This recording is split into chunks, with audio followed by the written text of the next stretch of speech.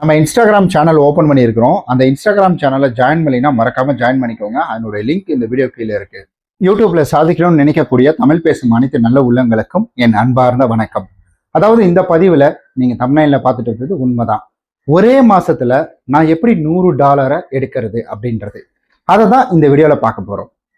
Because ஒரு channel ஆரம்பிச்சிருப்பாங்க, ஒரு மாசத்துல அவங்க $100 ரீச் பண்றது அப்படின்றது குதிரை கும்பா தான் இருக்கும். ரொம்ப கஷ்டப்படுவாங்க.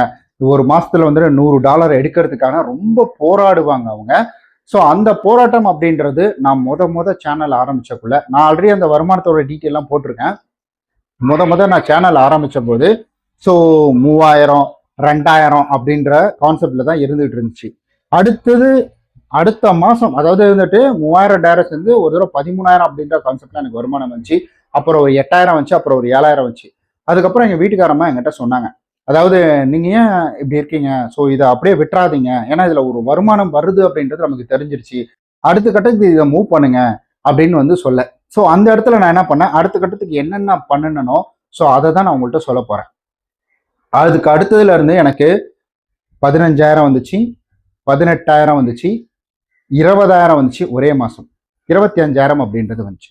இப்படிதான் என்னுடைய வருமானத்தை நான் ஏத்திக்கிட்டேன். இப்படிதான் என்னுடைய வருமானம் அப்படின்றது உயர ஆரம்பிச்சு. சரி, நான் என்ன பண்ணேன், நான் என்ன பண்ணிட்டு இருந்தேன்னா, முதல்லலாம் ஒரு நாளைக்கு ஒரு வீடியோ போடுவேன். அதாவது என்னன்னா, நைட்டு மட்டும் அந்த வீடியோ அப்படின்றது போட்டுருவேன். நான் எப்பவுமே சரி, வேலையை முடிச்சுட்டு வருவேன், நைட்டு அந்த வீடியோ அப்லோட் பண்ணி விட்டுருவேன். இப்படிதான் தொடர்ந்து நான் என்ன பண்ணிட்டு இருந்தேன்னா, ஸோ கொஞ்ச நாளாவே தொடர்ந்து நைட்டு மட்டும் வீடியோ எடுத்துட்டே இருப்பேன்.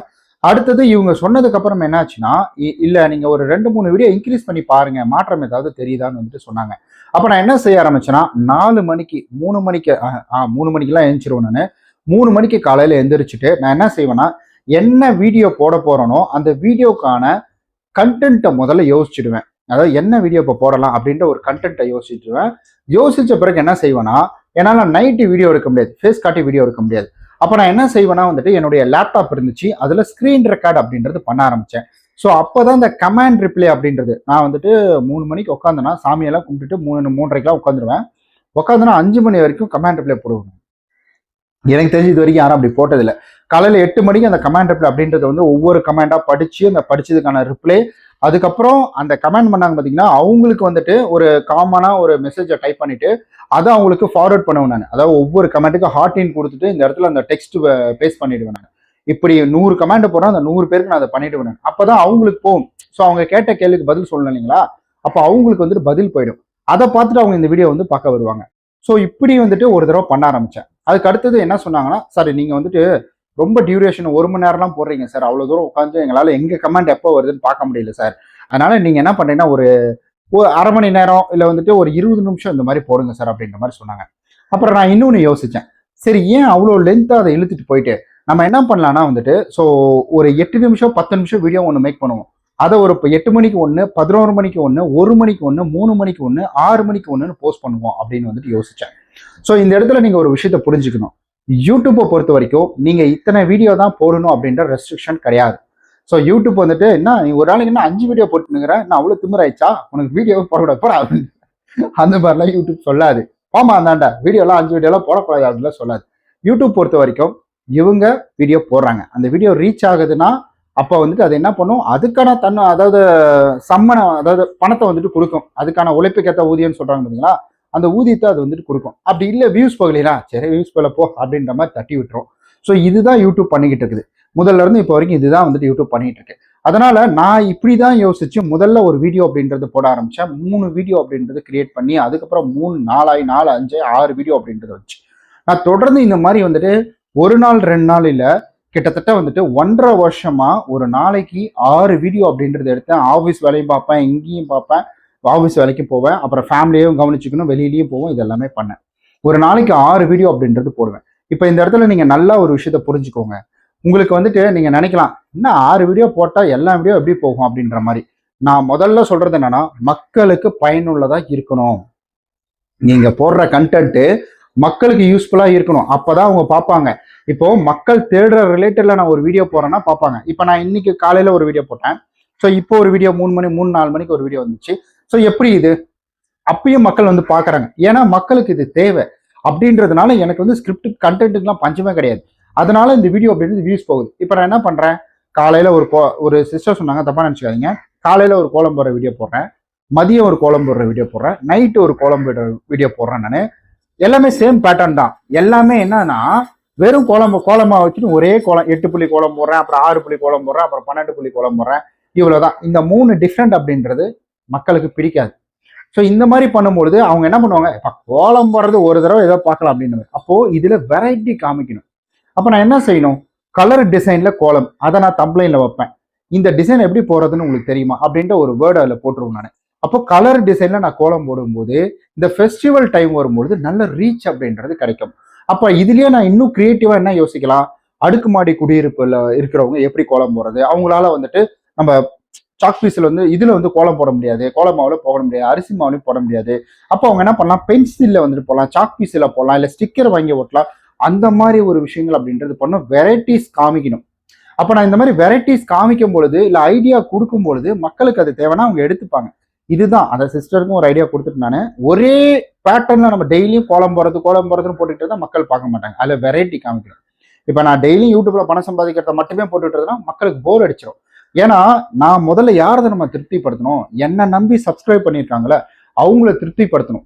அவங்க கிளிக் பண்ணணும், அந்த வீடியோவை கிளிக் பண்ணி அவங்க பார்க்கணும். அப்படி அவங்க பார்த்தா மட்டும்தான் யூடியூப் பரவாயில்லப்பா, இவங்க சப்ஸ்கிரைபரை ஓகே பண்ணிட்டாங்க, அப்போ சப்ஸ்கிரைபருக்கு பிடிச்சிருக்குன்னா அப்போ கண்டிப்பாக வந்துட்டு இந்த வீடியோ மற்றவங்களுக்கு ஷேர் பண்ணலான்னு சொல்லி மற்ற எல்லாத்துக்கும் ஷேர் பண்ணும்.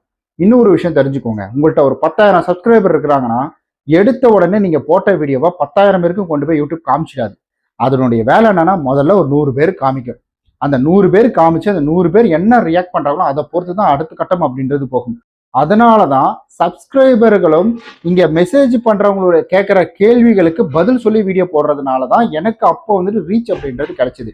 இப்போ முட்டாள் மாதிரி நான் அதெல்லாம் கொஞ்சம் வேலை டென்ஷன் ஆகி இந்த ஆஃபீஸ் வேலை, இப்போ கொஞ்சம் வேலை பொசிஷன் கொஞ்சம் மாத்திட்டாங்க ஆஃபீஸில். ஸோ இதெல்லாம் மாறி மாறி வந்துட்டு ப்ரெஷர் தான் கிரியேட் ஆகிட்டு இருக்கு. ஸோ இதுவே எனக்கு வந்துட்டு ஒரு மாதிரி ஆயிடுச்சு. அப்புறம் இடையில வந்துட்டு அந்த 3300 வீடியோஸ் அப்படின்றது இதெல்லாம் நான் வந்துட்டு டோட்டலாக காலி பண்ணும்பொழுது அது என்ன ஆகுது அப்படின்னு கேட்டிங்கன்னா, ஸோ எனக்கு வந்துட்டு அந்த ரீச் அப்படின்றது குறைய ஆரம்பிச்சுது. ஸோ இதுதான் நான் பண்ண பெரிய மிஸ்டேக் அப்படின்றது. ஸோ அப்போ நான் $100 ரீச் பண்ணுமா குவான்டிட்டியும் குவாலிட்டியும் இன்க்ரீஸ் பண்ணணும். குவான்டிட்டி அப்படின்றது நீங்க நினைச்சிட்டு இருக்கிறது கிடையாது. குவாலிட்டி அப்படின்றது எவ்வளோ வீடியோ வேணா போடலாம், அது பிரச்சனை கிடையாது. ஆனா பல்க் வீடியோ போடும் பொழுது இப்போ வந்து நீங்க 6 வீடியோ போடுறீங்கன்னு வச்சுக்கோங்களேன், 6 வீடியோக்கும் ஒவ்வொரு ஆட் அப்படின்றது வருது. அந்த 6 வீடியோ 100 போகுது. அப்போ 600 எவ்வளோ ஆச்சு, 600 வியூஸ் போச்சு. அப்போ ஒருத்தர் பார்த்தோன்னா ஒரு ஆட் அப்படின்றது வருதுன்னா அப்போ நிறைய பேர் பார்க்குறாங்கன்னா அப்போ என்ன ஆகும், 600 பேர் பார்ப்பாங்க, டிஃப்ரெண்ட் ஆட் அப்படின்றது அதில் வரும். அப்போ என்ன ஆகும்னா உங்களுக்கு கவுண்ட் அதிகமாக வரும். இப்போ நீங்கள் ஒரே வீடியோவே ஒரு 10 நிமிஷம் 20 நிமிஷத்துக்கு போடுறீங்க அப்படின்னா அப்போ அதில் எத்தனை ஆடு வரப்போகுது, மெட்ரோல ஆடை வந்துட்டு நிறைய வரும் தான், பட் இருந்தாலும் அதில் வருமானம் அப்படின்றது ஒரே வீடியோவில் வரதுனால குறைச்சிருவாங்க. யூடியூப் கிட்டத்தட்ட பல மில்லியன் சப்ஸ்கிரைபரை வச்சுட்டு இருக்கவங்களுக்கு யூடியூப் பார்ட்னர் மேனேஜர் வந்து கொடுக்கவே கிடையாது. எனக்கு கொடுத்தாங்க, அந்த ஸ்ட்ரைக்கை போட்டு விட்டு வந்துட்டு பிடிக்கிட்டு போயிட்டாங்க, மறுபடியும் போயிட்டாரு. அவரு மதிக்கவே இல்லை, அவர் திரும்ப எனக்கு எந்த மெசேஜுமே பண்ணல. ஸோ அந்த மாதிரி எனக்கு வெறும் 70,000 சப்ஸ்கிரைபர் வச்சுட்டு இருக்கக்கூடிய என்னுடைய விடி தமிழ் சேனலுக்கு வந்துட்டு கொடுத்தாங்க. மேனேஜர் எனக்கு செப்பரேட்டாக கொடுத்தாங்க, அவர் என்னை கைட் பண்ணுவார், இதை பண்ணணும் அதை பண்ணணும் அப்படின்ற மாதிரி கைட் பண்ணுவார். என்னைக்கு ஸ்ட்ரைக் வந்ததோ அன்னைக்கு இழுத்து மூடிட்டு போயிட்டாங்க. பேசவே மாட்டேன்றாரு, வெயில் எடுப்புறாலும் ரிப்ளை கிடையாது. ஸோ இதுதான். அப்போ நாங்கள் எத்தனை 70,000 இது இருந்தாலும் சப்ஸ்கிரைபர் இருந்தாலும் நான் 3300 வீடியோ அப்படின்றது 3600 வீடியோக்கு மேலே நான் போட்டிருந்தேன். அப்போ அந்த குவாலிட்டியோட குவான்டிட்டி அப்படின்றது அந்த இடத்துல சேருது. Search based content. இங்க குவாலிட்டி அப்படின்றது நம்ம நினைச்சிட்டு இருக்கோம் ஒரு 4K குவாலிட்டின்னு நான் அடிக்கடி சொல்றேன், அது கிடையாதுங்க. குவாலிட்டி அப்படின்றது வேல்யூபிள் கண்டென்ட் அப்படின்றது பாத்தீங்கன்னா மக்களுக்கு பயனுள்ளதா இருக்கிறது. நான் அடிக்கடி சொல்லும் பாத்தீங்களா,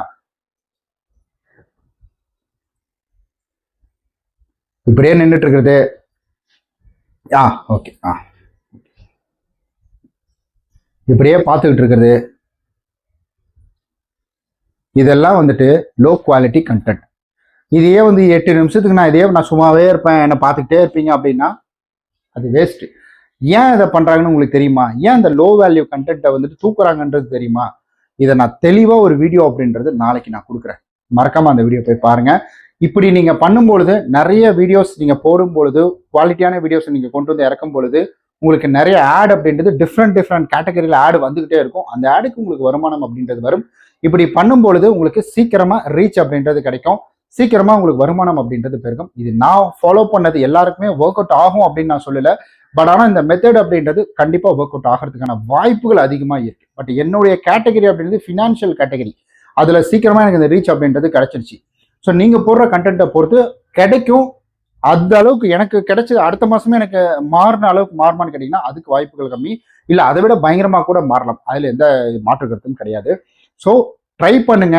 உங்களால ஒரு வீடியோவுக்கு மேல ஒரு நாளைக்கு எத்தனை வீடியோ போட முடியும்னு பாருங்க. ஒரு வீடியோக்கு மேல ஒரு வீடியோ மட்டும் ஆட் பண்ணுங்க. அப்ப 2 வீடியோ போடுங்க. ஒரு நாளைக்கு காலையில ஒன்று, நைட்டு ஒன்று, 2 வீடியோ போடுங்க. ஸோ இதை போட்டிங்கனாலே உங்களுக்கு போதுமான ஒன்று. மாற்றங்களை நீங்களே கண்கூட பார்ப்பீங்க. ஒரு நாள் போட்டு விட்டுறாதீங்க, தொடர்ந்து போடுங்க. ஓகே கைஸ், பாய். இந்த ப்ராடக்ட் வேணா இதனுடைய லிங்க் கீழே இருக்கு, வேணா வாங்கிக்கோங்க. அதிகமாக பெண்கள் பார்க்குறீங்க. ஸோ இந்த ஒரு கேட்ஜெட் அப்படின்றது சீல் பண்ணுறதுங்க. அதை வீட்டில் வந்து மசாலாலாம் வாங்கிட்டு அதை அப்படியே சீல் பண்ணி விட்ருவாங்கல்ல, அந்த ஒரு பேக்கெட் அப்படின்றது சீலர். இது உங்களுக்கு வேணா வாங்கிக்கோங்க. 110 ரூபாய் 120 ரூபாய் என்பது தான் வந்துச்சு. உங்களுக்கு தேனா வாங்கிக்கோங்க. பாய்.